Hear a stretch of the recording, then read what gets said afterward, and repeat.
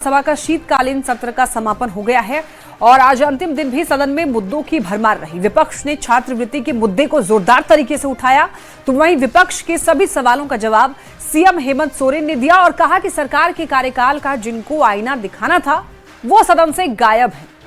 ये बड़ी खबर इस वक्त आप तक पहुंचा रहे हैं। शीतकालीन सत्र को लेकर सत्र अनिश्चितकाल के लिए स्थगित कर दी गई है। सदन में मुद्दों की आज भी भरमार रही। अंतिम दिन भी छात्रवृत्ति के मुद्दे को जोरदार तरीके से उठाया गया और बता दें आपको कि सदन में सीएम ने जवाब देते हुए विपक्ष के सभी सवालों का दरअसल उन्होंने जवाब दिया और कहा कि सरकार के कार्यकाल का जिनको आईना दिखाना था वो सदन से गायब है।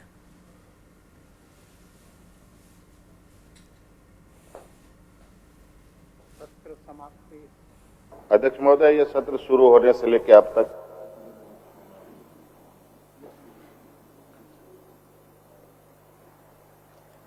मुझे ऐसा लगा कि विपक्ष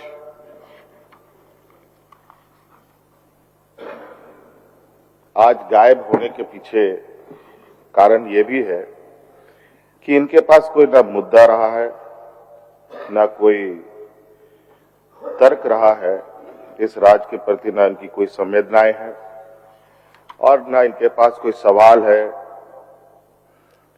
और ऐसे सवालों के साथ सरकार को घेरने का प्रयास हुआ जिस सवालों में कहीं ना कहीं हमारे विपक्ष के ही लोग ज्यादा गिरते हुए नजर आए। छात्रवृत्ति का मुद्दा उठाया कि यहाँ के छात्रों को छात्रवृत्ति मिलना चाहिए, लेकिन इस विषय पर भी हमारे पूर्व मंत्रिपरिषद के सदस्य ने बहुत स्पष्ट रूप से कह दिया कि किस तरीके से केंद्र और राज्य सरकार का एक जो सौतेला व्यवहार है वो पूरी तरीके से परिलक्षित हो रहा है। झारखंड सरकार का दावा है कि केंद्र के पास उसका कोयले का 1,36,000 करोड़ रुपए बकाया है, जिसे देने में केंद्र सरकार आनाकानी कर रही है। शीतकालीन सत्र के आखिरी दिन एक बार फिर से केंद्र के पास बकाए पैसे का मुद्दा सदन में उठा। वित्त मंत्री राधाकृष्ण किशोर ने नेता प्रतिपक्ष बाबूलाल मरांडी से हाथ जोड़कर केंद्र से झारखंड का पैसा दिलाने की मांग की। हालांकि इसके पहले देखिए बाबूलाल मरांडी ने पैसे मांगने को लेकर राज्य सरकार को जो सुझाव दिया उसको लेकर ग्रामीण विकास मंत्री दीपिका पांडे सिंह ने जमकर जवाब दिया।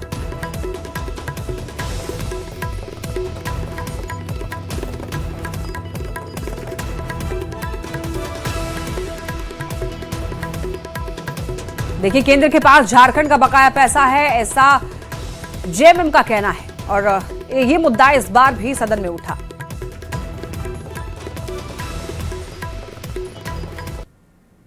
भारत सरकार चूंकि झारखंड में उनकी सरकार नहीं है, गैर भाजपा की सरकार है और वो झारखंड के साथ सौतेला व्यवहार कर रही है, ये बात प्रमाणित हो गया। भारत सरकार सच्चाई यही है कि वो जानबूझकर झारखंड सरकार को मिलने वाली राशि भारत सरकार नहीं दे रही है। महोदय, मंत्री को अपने दल बल के साथ जाना चाहिए और मंत्री से मिलकर के बात करनी चाहिए। अब सुन कर लेते। मेरे लगातार आग्रह के बाद केंद्र सरकार के मंत्री मिलने को तैयार नहीं होते। कई बातें हैं यहाँ जो मैं नहीं कहना चाहती, लेकिन मुझे बाध्य ना किया जाए। हम जाकर के सेक्रेटरी से मिलकर के आना राज्य हित में उचित समझे, लेकिन मंत्री ने मुझे समय नहीं दिया कई बार रिक्वेस्ट करने के बाद भी, और हमारे पदाधिकारी कई बार वहां के पदाधिकारियों से बात कर चुके हैं। आपको बरगलाया जा रहा है, तथ्य आपके सामने है। लाते नहीं है मंत्री जी, मैं कहूंगा कि आज मैं कह रहा हूं कि आप समय लीजिए, आपको समय मिलेगा। समय मैंने मांगा है, आप पता कर लिए सर। पिछले 6 महीने से जब से सदन में रिपोर्ट जमा, लगातार मैं प्रयासरत थी, थक के फिर जाके सेक्रेटरी से मिल करके आए। इतना मान सम्मान मंत्रियों का आपस में अपने राज्य के मंत्रियों से होना चाहिए कि वो समय दे। महोदय, नेता प्रतिपक्ष बार बार ये कह रहे कि आप जाकर के भारत सरकार के संबंधित विभाग के मंत्री से मिले, अधिकारी से मिले। इन्होंने ग्रामीण विकास मंत्री ने कहा कि हम समय मांगते रह गए, नहीं मिला। महोदय, मैं अपनी बात कर रहा हूं। 1,36,000 करोड़ रुपया जो कोल कंपनी से बाकी है हमारा, हमको लेना है। मैं खुद गया था कोयला मंत्री जी के पास, मैंने उनसे आग्रह किया। कोयला मंत्री जी ने यह भी कहा था कि वास्तविक राशि कितनी है, कितना देना है, हम देने के लिए तैयार हैं, लेकिन हम अपने अधिकारियों की टीम और राज्य सरकार के खनन विभाग के अधिकारियों के टीम को भेजेंगे।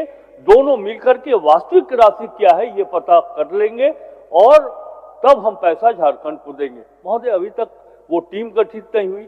मैं नेता प्रतिपक्ष जी को इतना ही कहना चाहूंगा कि हम लोग हार गए, केंद्र सरकार हम लोगों से पैसा नहीं दे रही है। मैं करबद्ध प्रार्थना करता हूं कि आप उनके यहाँ प्रतिनिधि हैं, नेता प्रतिपक्ष के रूप में, आप ये पैसा झारखंड को दिलवा दीजिए। ये आग्रह हम आपसे करते हैं।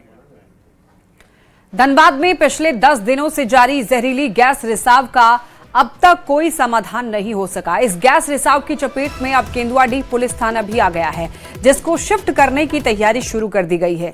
केंदुआडीह इलाके में पिछले 10 दिन से जहरीली गैस का रिसाव हो रहा है, जिस पर नियंत्रण के लिए बीसीसीएल, सिम्फर, डीजीएमएस, एनडीआरएफ और जिला प्रशासन की ओर से लगातार कोशिश की जा रही है। गैस रिसाव से आम लोगों को नुकसान न हो, इसको लेकर राहत शिविर की व्यवस्था की गई है। वहीं केंदुआडीह थाने के पुलिस जवानों को इस खतरे से बचाने के लिए एसएसपी प्रभात कुमार ने थाना को शिफ्ट करने की बात कही है, जिसके लिए जगह तैयारी की जा रही है। आप लोग को भी इसी क्षेत्र से आप लोग हैं, गैस की स्थिति जो सीमा है सुरक्षित उससे अधिक है, बहुत जगह में अधिक है, कहीं कहीं कम भी है और यह खतरनाक गैस है सीमा, और इससे दूर रहना, अपने को सुरक्षित दूरी बना के रखना अति आवश्यक है।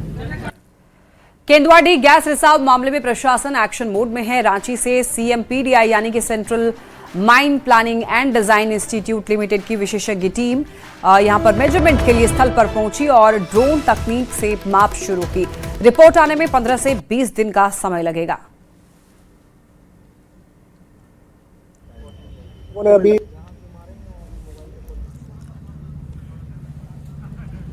तो देखिए, रिपोर्ट की बात कहा जा रहा है 15 से 20 दिनों में रिपोर्ट आएगी। केंदुआडीह गैस रिसाव की जांच तेज हो चुकी है। हम लोगों ने अभी बीटीसीएल हम लोगों को काम दिया है कि यहाँ पे जो गैस लीक हो रहा है इसके कारण के लिए हम लोगों ने यहाँ पे ड्रोन सर्वे किया है। ड्रोन सर्वे बस अभी आधे घंटे पहले किया था। इसका करने का उद्देश्य ये था कि जहाँ पे गैस लीक वाली जगह है उनको हम लोगों को चिन्हित करना है ड्रोन सर्वे से। कहीं पे हम लोगों को जैसे पता चलेगा कि जहाँ पे ज्यादा गैस लीक हो रहा है तो हमारी दूसरी एजेंसी को काम करने में सुविधा होगा, क्योंकि इतने बड़े एरिया में मैनुअली जाना बहुत थोड़ा सा कठिन हो सकता है। केंदुआडीह क्षेत्र में हो रहे गैस रिसाव को लेकर जेएमएम के केंद्रीय समिति की सदस्य जिला कमेटी पहुंची और टीम की केंद्रीय समिति सदस्य जिला अध्यक्ष, उपाध्यक्ष और जिला कमेटी के पदाधिकारी पहुंचे। गैस रिसाव प्रभावित क्षेत्रों का दौरा किया। जेएमएम ने बीसीसीएल पर आरोप लगाया और कहा कि लोगों को एक साजिश के तहत हटाने का प्रयास हो रहा है। बीसीसीएल केवल कोयला खनन में ही ध्यान दे रही है, लोगों की सुरक्षा को लेकर बीसीसीएल गंभीर नहीं है। और जगह का पूरा निरीक्षण करने के बाद हम पाए हैं कि देखिए कहीं ना कहीं लोगों के साथ साजिश के तहत यहाँ से लोगों को हटाने का प्रयास किया जा रहा है। जांच के नाम पर कुछ नहीं, जांच जो पुख्ते तरीके से किया जाना चाहिए वो नहीं हो रहा है, लेकिन किसी न किसी तरह से लोगों को यहाँ से दूसरे जगह पे शिफ्ट करना है। कहीं ना कहीं कोल इंडिया का ये साजिश है कि जगह खाली कराओ, कोयला निकालो। और यहाँ रुकने एक छोटे से ब्रेक के लिए जल्द लौटेंगे।